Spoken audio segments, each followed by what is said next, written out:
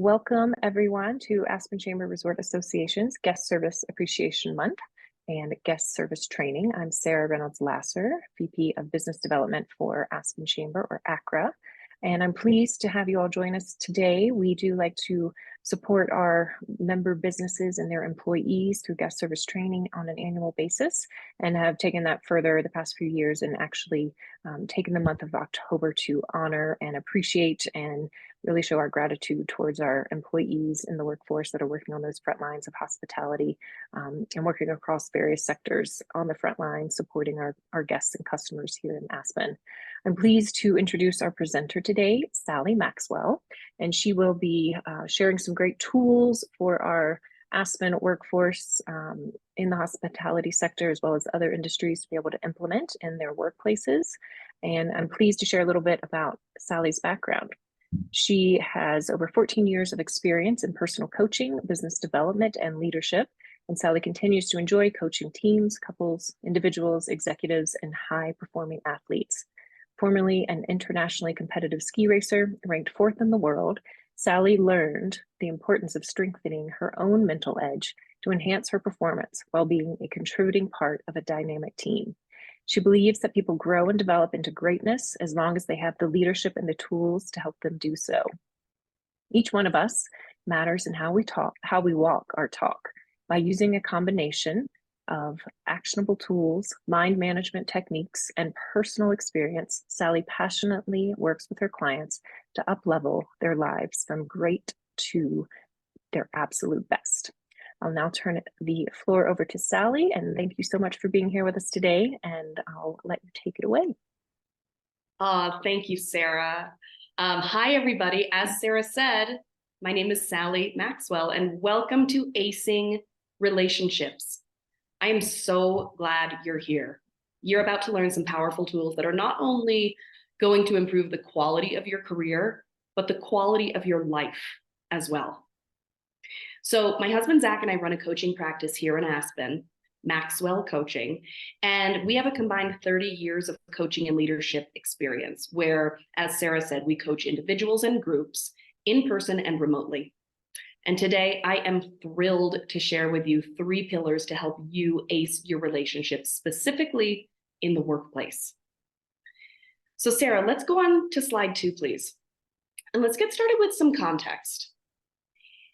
Every positive relationship changes the world. So great relationships are the foundation for everything in your life. They are the foundation for your career success and satisfaction, your intimate relationships, your health goals, your family goals, the way you spend your time. And great relationships have a ripple effect on everyone you interface with. So what this means is that when you up-level your skills to develop great relationships, you will up-level the overall quality and satisfaction of your life and those around you. So anyone else need a bigger sales pitch for why developing these skills is necessary for a happy life? I mean, that's a good sales pitch for me. So Sarah, could you shut down the slide for a moment and just come to my camera? I want to share a little story with all of you to get started. So straight out of college, I moved to New York City to be a professional actress and singer. I know Sarah also mentioned that I was a ski racer. I was kind of like, I was doing both. But I moved to New York to be a professional actress and singer, and I was really struggling believing in myself enough through demoralizing auditions and making little to no money. Like there was one week where I remember vividly where I wasn't even making enough money to buy my regular groceries. So I went to the farmer's market, bought a 5-pound bag of apples, and lived off that mostly for a week. So in order to make ends meet, I got a job making $15 an hour as a part-time administrative assistant for a life coaching company. I got the job through a friend and considered myself very lucky to land it. And a perk of the job was working for, well, a perk of the job working for a life coaching company was that I got my very own life coach. And this was the first time in my life I had ever come across a life coach. And I was simultaneously excited and skeptical. I was thinking, what could a life coach teach me that I don't already know? What makes them an expert at life? I was smart. My mom was a therapist. I knew myself. But what really blew me away was how much I learned and how much I didn't know what I didn't know. I learned how to be personally accountable to my word. I learned how to navigate difficult conversations with my coworkers and supervisors. And I learned how to communicate what I really thought, not keep it inside and let it fester. So this got me curious about coaching, and I went on to pursue extensive training in the coaching world. And what I learned from my various coaches and trainers over the next decade helped me progress so much in my personal and professional life that I was able to work my way up from an hourly paid administrative assistant that I was hired for to the director of sales and customer relations of that same company, and then to the president of the entire organization. I learned the life skills that inspired people to trust me with the accountability of multi-millions of dollars in annual sales revenue and to manage the performance and the happiness of the company's employees and coaches. And on top of that, I was getting noticed and recruited by other national companies to train their team in customer service, sales, and leadership.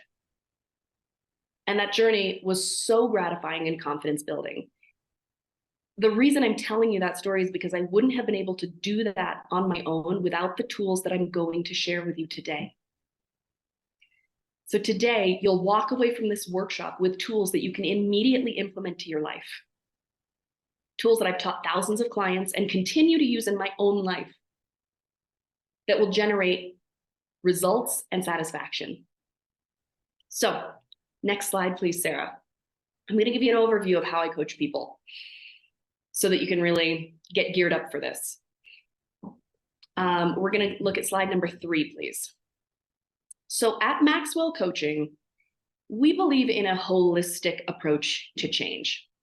So what this means is there are 4 real pillars in our coaching methodology. You're going to learn the right tools and communication methods that will change your relationships and improve your communication for good. You're going to change your actions and, most importantly, make those changes stick so you get to experience that lasting change. You're going to shift your negative thoughts that perpetuate your negative dynamics. And you're going to hack into your subconscious mind to rewire your belief system and habitual ways of thinking so you stop repeating the same undesirable patterns over and over and over. Let's see the next slide, Sarah. The result is that our clients go forward in their lives and continue to thrive because they learned how to thrive. So you ready for the 3 pillars? Keep in mind, this is an overview. I could spend hours on each of these pillars, but in an effort to fill your tool bags as much as possible today, I'm going to introduce all 3. Sarah, next slide, please. So this is our first pillar. You are equals. A great relationship starts with you. How you relate to yourself and what you think is possible for yourself is the foundation of all of your relationships, whether it's with a coworker or a customer. So think about it. If deep down you believe that you don't deserve what you truly want, or you believe that another person is better than you or inherently more powerful than you, then you're going to shy away from interacting with them altogether. You're going to avoid bringing your best and most true self when you interact with them. You're actually going to rob the other person of the gifts that you have to give in this world. And you're going to rob yourself of your potential success. So maybe your gift is having a knack for problem solving or showing empathy or hyper diligence with details. But if any part of you believes that the person who you're interacting with is in some way of higher caliber than you, then you're not going to be able to fully express your valuable thoughts and ideas. And that's really easy for this to happen in this town where there's such a wide discrepancy of wealth, for example. So now in the workplace, keep in mind, there are intentional positions of seniority. There need to be in order to have a clear chain of command and direction. These are positions that need to be respected in order for your organization to run smoothly and in line with your leader's visions. So I'm not saying overrule your position or your role in the organization. Instead, what I'm saying is that you ask yourself, what is an example of how I relate to people as if they're better than I am? Where do I ask myself, even in the littlest way, am I good enough? Am I smart enough? Do I deserve to be here? So let's see the next slide, Sarah. Your current operating state. Am I? So when you ask yourself, am I? You're showing that there is a part of you that truly doesn't believe in yourself and your abilities, even in the subtlest way. You don't believe that your special skills or talents have a place to shine. When you experience this, it means that there is a part of you that isn't connected to what's important to you in your life, your dreams, and why they matter. So here's an example. As I shared earlier, I moved from a tiny little town in Maine after college to New York City when I was 22 years old to follow my dream to be a musical theater actress. I had won numerous national awards as a young performer. I loved what I did. I felt so confident leaving my tiny little town. But once I got off the bus in New York, I was so intimidated by nearly everything: the size of the city, the pace of the people, embarking in an industry where I had no roadmap, and feeling like one in a million of hopeful actresses. And I got quickly disconnected from my inherent gifts and talents as a performer. And I started asking myself, am I good enough? And I brought this am I energy everywhere I went, to every audition, to every meeting with an agent, to every networking event. I was suffering, believing that everyone else held the power. Everyone else had it all figured out. I even looked at some of my colleagues and I wondered how they seemed to get cast in Broadway shows and advance their career so easily when I was just as talented as they were. And I remember being in one of the last rounds of audition to be Mary Poppins on Broadway, surrounded by other cheery brunettes. And all I could hear in my mind was, am I as good as these other girls? Am I good enough? Am I going to impress the casting directors enough? And I didn't book Mary Poppins on Broadway that day. Needless to say, I struggled.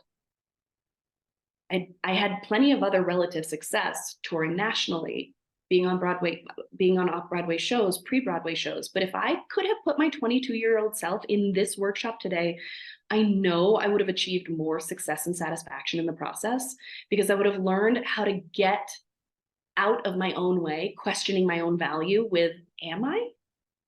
And instead, I would have been more successful if I had learned how to shift my thinking into, I am. So let's see the next slide, please.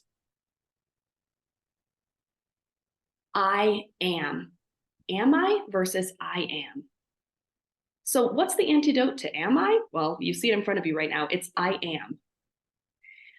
Once you learn how to operate from the place of I am, you will move more confidently through the world. You know who you are, what's important to you, and why you're here in the first place. You communicate with confidence. You ask for what you need. You freely give your special gifts to the world, and you share them so easily in the workplace. You thrive. Maybe you get promoted. Maybe you'll make somebody's day. But you will definitely embody the confidence of knowing that you have a valuable place in this world to shine. So we're going to take 1 minute for an activity. I want you to write down 1 to 3 examples of how you are currently acting with am I energy around your career. Where are you? Am I? This could be when you're interfacing with customers. It could be when you're talking with a supervisor. It could be when you're given a project or a directive, or when you think about your career path altogether. So let's go to the next slide for some examples, Sarah. Am I allowed to ask for a promotion? Am I smart enough? Am I allowed to share my idea? These are just some examples. So take 1 minute right now and write down 1 to 3 examples of how you are operating from an am I energy.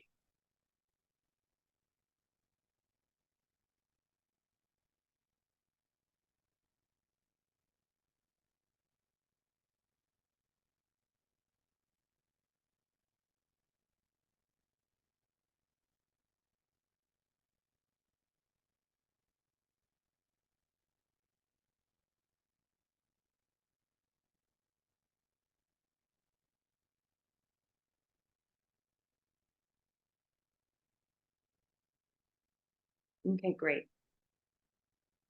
So now that you have your am I energy written down, you are going to invent an I am statement. So an I am statement is a statement that starts with the word I am. And then you follow those words with who you are at your best, who your highest self is, maybe even who you aspire to become.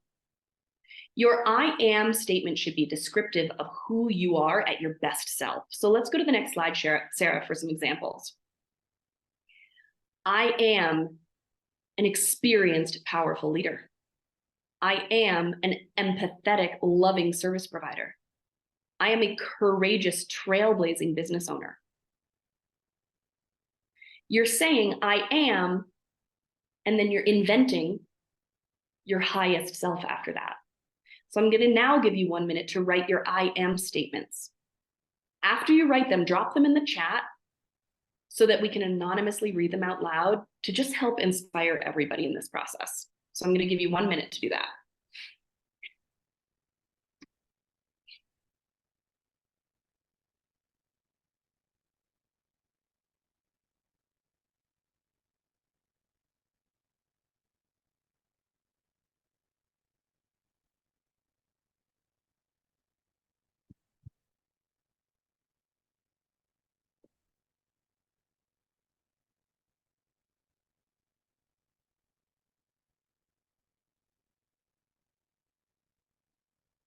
All right, do we have any chats from people who dropped their I am statements? And if so, can we hear them, please?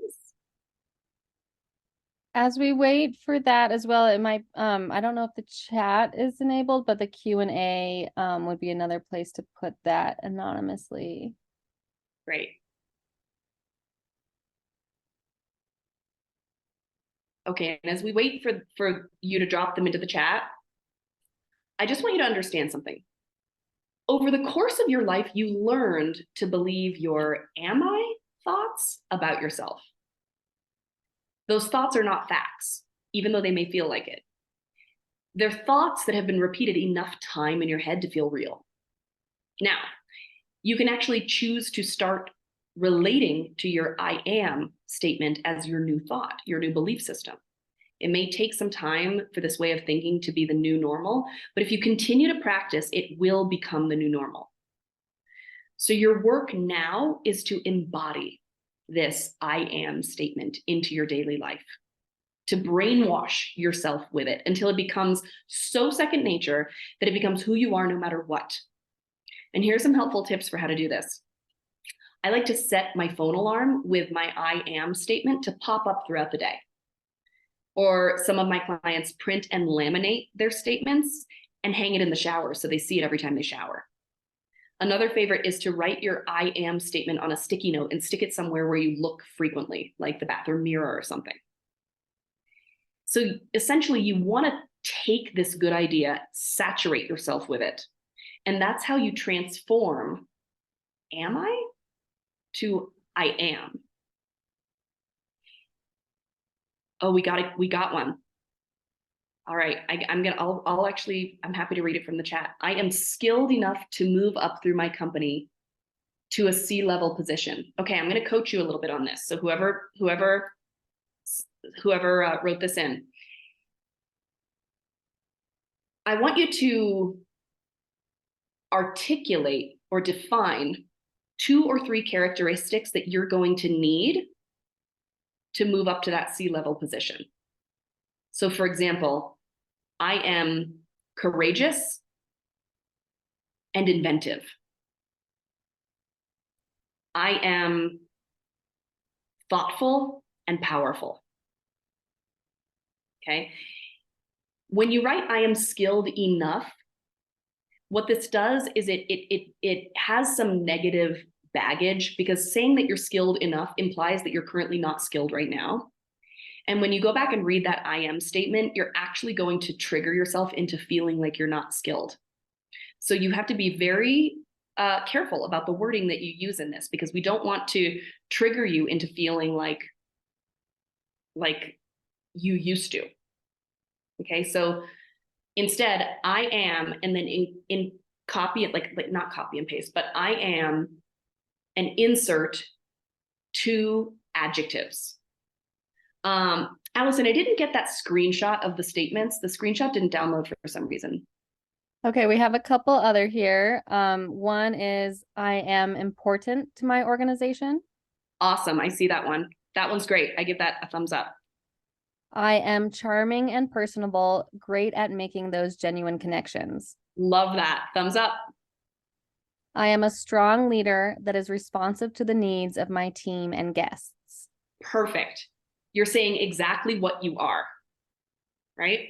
So for the first I am statement that I gave some coaching to, say exactly what you are, not what you hope to be in order to get to a certain place, right? And if you need more help with that, I'll be giving my contact information at the end of the presentation, and you can always shoot me an email. But really nice job incorporating this. So let's see. We should talk about how doing this, shifting from am I to I am, affects how you show up in your organization and with your customers. So think about it.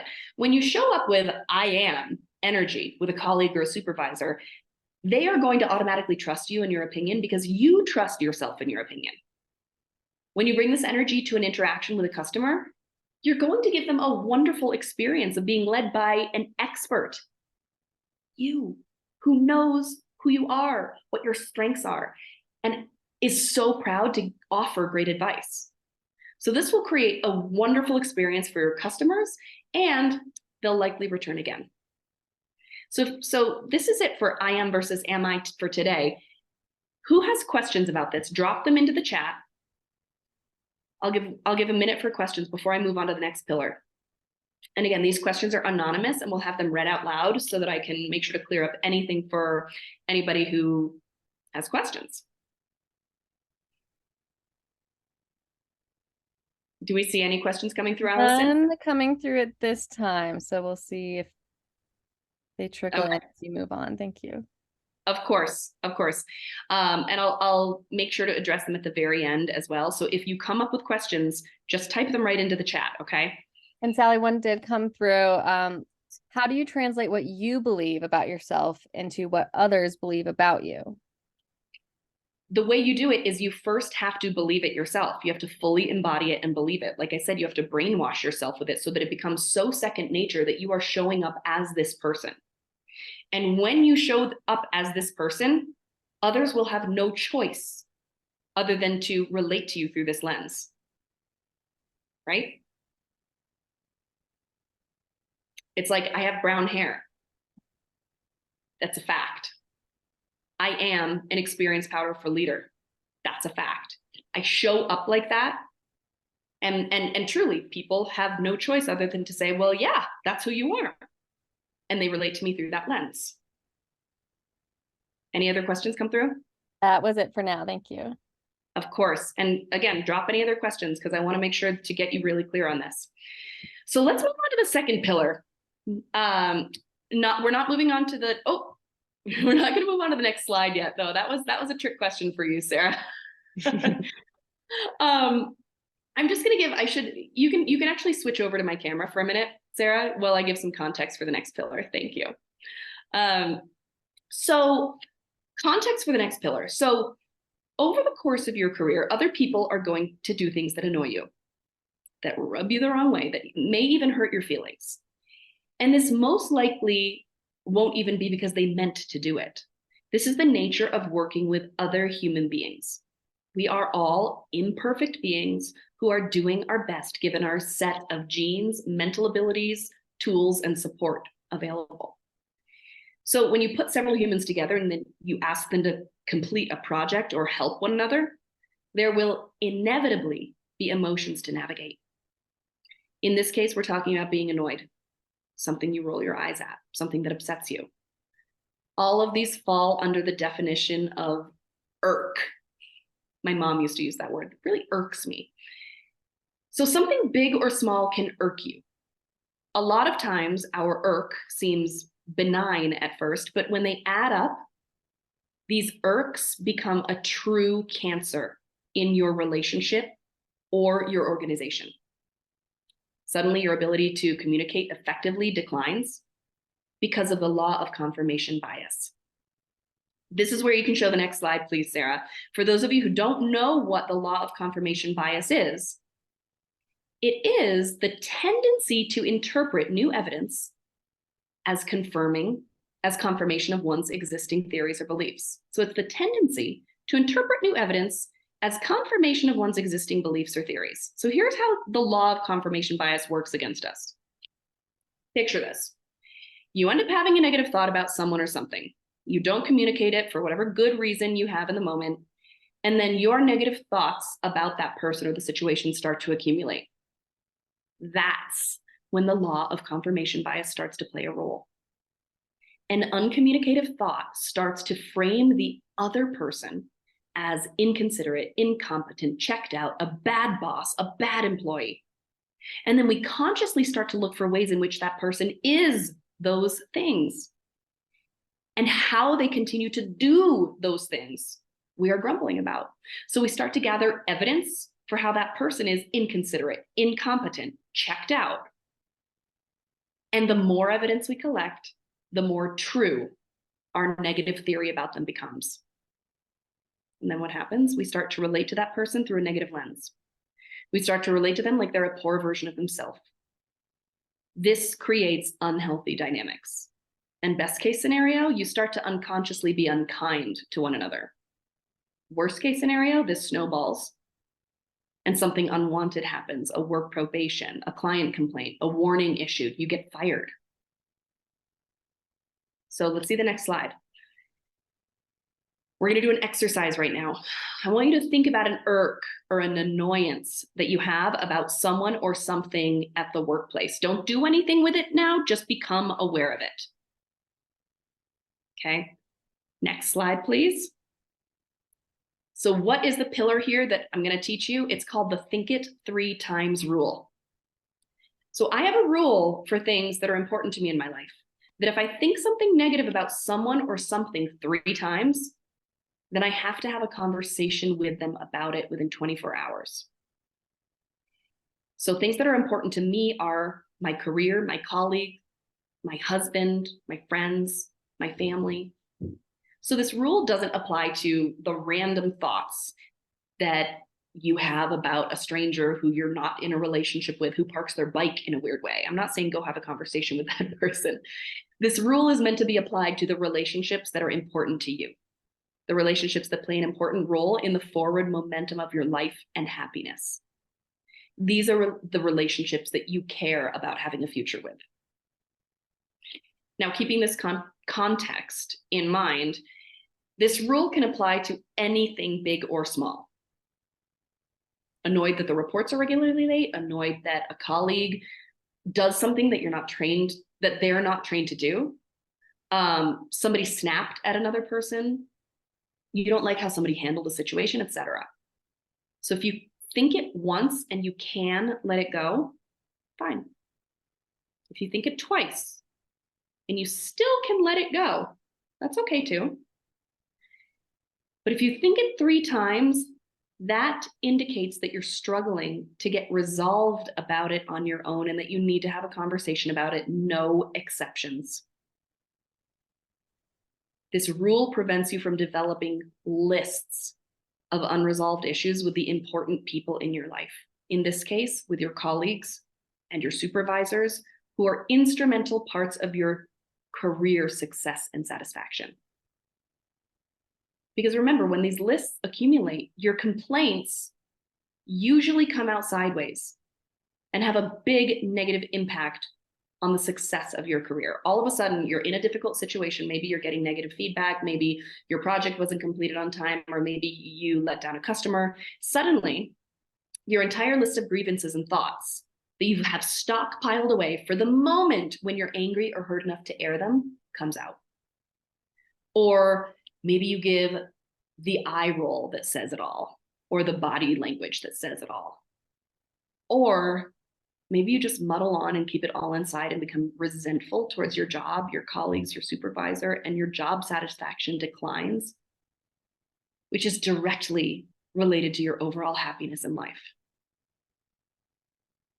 The think it 3 times rule saves you from having any sort of bad experiences like this.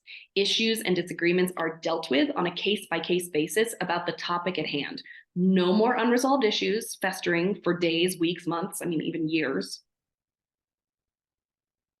Now, one important thing to note about the think it 3 times rule is to take stock of all of the good reasons why you don't want to address your annoyance or upset.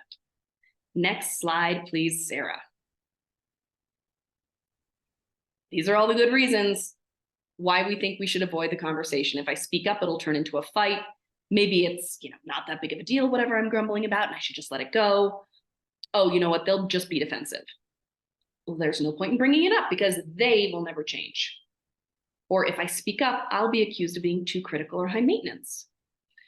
Or I don't want to deal with this right now. There's no good time to have this conversation with the chaos. Or finally, a fan favorite, it's just better to keep the peace. All of these justifications for stepping over your negative thoughts are understandable, but they're just excuses that keep you stunted in your own personal and professional life. And they keep your team from accomplishing its goals. And if you truly don't think that you can have a difficult conversation, then I want you to find a good coach or a mediator to guide you through this process. They will help you avoid driving off the road and will make sure that you get your issues resolved. Okay. So now let's look at how this pillar can be applied internally in your organization or externally with customers. Sarah, will you transfer over to camera view, please? So some internal examples of when this pillar should be used. Your colleague is regularly late to your team meetings. This understandably slows down the progress of the projects that you're working on and maybe even leaves you feeling disrespected. Your supervisor mispronounces your name every time they say it. I mean, maybe you're used to this, but it also doesn't feel great. Or you've worked for your employee for years, you have a great track record, and you would like a raise. And you've been grumbling about the fact that you haven't been given a raise and have started to show up for work in a bad mood, in an ornery mood. So these are all examples of when to implement the think it 3 times rule. Now, some customer-facing examples would be, let's say you have a customer who regularly shows up to use your services in a grumpy mood. They're never really friendly, and you frequently walk away feeling bad after your interactions with them. Or you have a restaurant or a hotel patron who's regularly rude to the staff, leaves a huge mess on the table, and is inconsiderate to the other guests. Now, for those customer-facing examples, please do not confront the customer. Instead, you're going to bring your irk to your supervisor and ask them for help, recommendations, or best practices to navigate the situation. This way, you can collaborate as a team. But the important thing here is for you not to allow this irk to create stress, discontent, burnout for you. If you internalize this irk and you don't speak up about it to someone who can help, like a supervisor, you're putting yourself in a position where you are truly risking burnout, which nobody wants.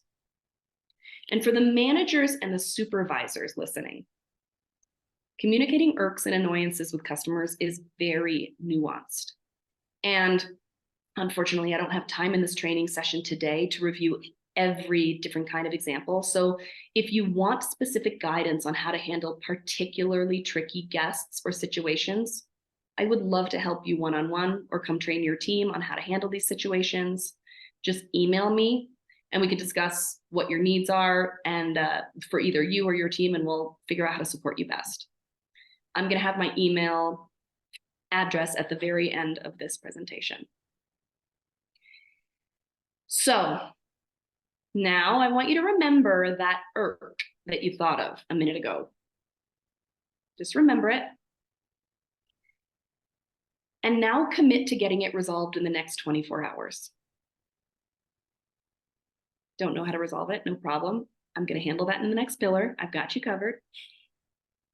But first, I'll pause for questions. Did any other questions come in about IRC, think it 3 times rule, or maybe even going back to the I am versus am I? There's nothing in the queue right now. We'll see if anyone wants to add something additional after that pillar. All right, great.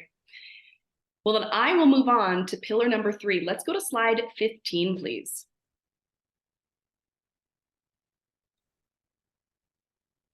Oh, I missed a slide. Remember that, IRC?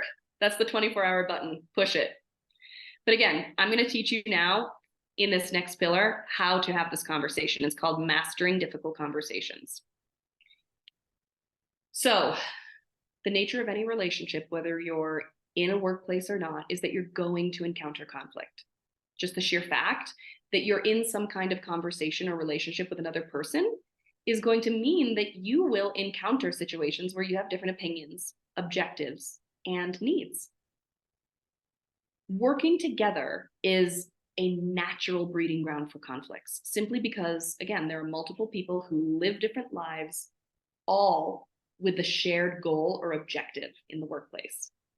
So how do you navigate conflicts in the workplace? Well, I'm about to teach you, but it's important that how you do it, how you navigate the conflict, is not only going to dictate the outcome of the conflict, but it's also going to impact the quality of your life and the success of your career. So think about it. How often do you come home from work with something from work on your mind? How often do you grumble, mull things over, or chew on work issues when you're really trying to enjoy a hike or a nice time with your family or your friends? How often do you numb yourself after work so you can shut off and not have to deal with whatever issue happened with a coworker or a customer that day? So I'm going to teach you the framework to navigate these tricky situations so that you can feel the real relief and freedom in your life from having to carry all this weight around. Now, this is a multi-step process that I'm about to teach, so I recommend you take notes. And one warning label: the service and hospitality industry, which I know many of you are part of, is a natural place to have conflict with customers.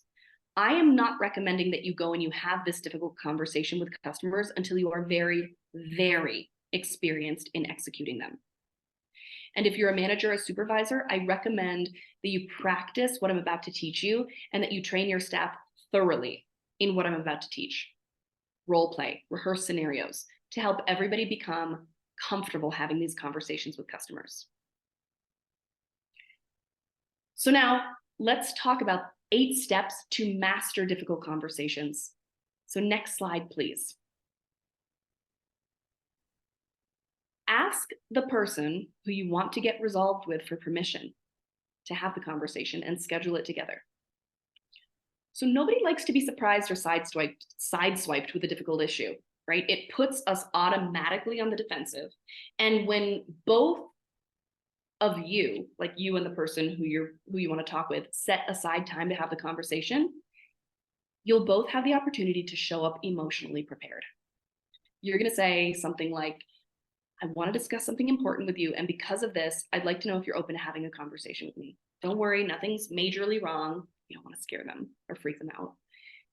I just want to honor this subject because it's important to me, and I would like your partnership in sorting through it. Is there a good time for you to set aside and make this happen? And then you schedule the conversation. Next slide. Start the conversation by saying what you're worried about. So the reason this is a difficult conversation for you is because you're feeling difficult emotions about it. You're feeling fear, upset, hurt, anger, or anxiety, or a combination of all of those emotions. So you start the conversation by sharing those emotions, you put them on the table.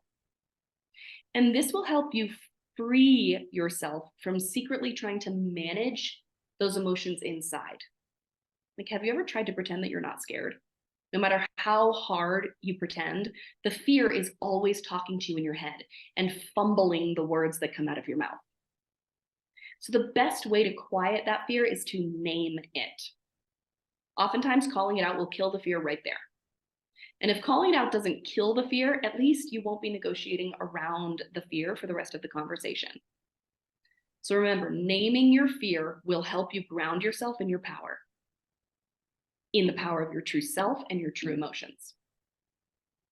Next slide, please. State what your desired outcome from the conversation is. So this is your opportunity to communicate what you would like. Maybe it is for things to arrive to a customer on time. Maybe you want a more upbeat culture in the workplace. Maybe you want your customers to have a better experience. Maybe you want the person who you're speaking with to perform beautifully and earn a promotion. Be proactive about what you hope for as the outcome of this conversation. You're not here to insult the other person when you communicate your desires. You're here to assume the best intention from the person who you're having the conversation with, so the two of you can find a solution to work it out. So for example, if you're an employee who feels micromanaged, don't say, I want you to stop micromanaging me. Instead, try, I'm feeling like there may be things that I'm doing that make you feel like you can't trust me to do things on my own. And I want you, as my boss, to be able to trust me and also to focus on your bigger picture things. And that's my hope for the outcome of the conversation. So next slide, please. Own your part of the dynamic at hand.